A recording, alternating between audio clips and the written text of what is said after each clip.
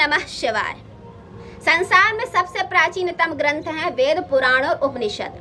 ये तीनों संस्कृत भाषा में हैं, लेकिन इनमें से वेद और उपनिषद को समझना हर व्यक्ति के वश की बात नहीं है, क्योंकि इनका अर्थ बहुत ही गहन गंभीर है और ये सूत्र रूप में वर्णित हैं। जबकि पुराण अल्प बुद्धि वाला व्यक्ति भी समझ सकता है, क्योंकि उसमें कथाओं के माध्यम से, संवाद के माध्यम से ईश्वर का, ब्रह्म का, धर्म और आध्यात्म का वर्णन हुआ है, जिसे हर व्यक्ति आसानी से समझ सकता है। वेदों ने स्वयं कहा है कि जिसने पुराणों का अध्ययन नहीं किया उससे मैं डरता हूँ कि कहीं वो मेरे अर्थ का अनर्थ न कर दे।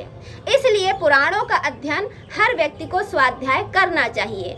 हर घर में पुराण अवश्य होना चाहिए और प्रतिदिन जितना हो सके आधा पेज, एक अध्याय का चिंतन, श्रवण, पठन अवश्य करना चाहिए। पुराण मूलतः एक है, उसे 18 भागों में बांटा गया है।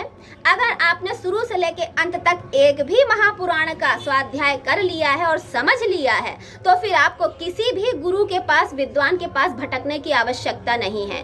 आपको अपने सारे प्रश्नों के उत्तर मिल जाएंगे।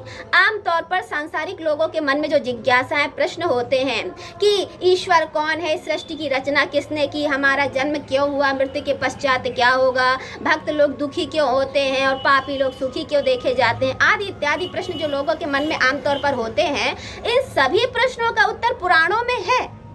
अगर आपने पुराणों का स्वाध्याय समझ लिया है, चिंतन कर लिया है, तो फिर आपको किसी से भी ये प्रश्न पूछने की जरूरत नहीं पड़ेगी। आपको इन प्रश्नों का उत्तर पुराणों में ही मिल जाएगा। इसलिए प्रतिदिन जितना हो सके पुराणों का स्वाध्याय करने का प्रयास कीजिए।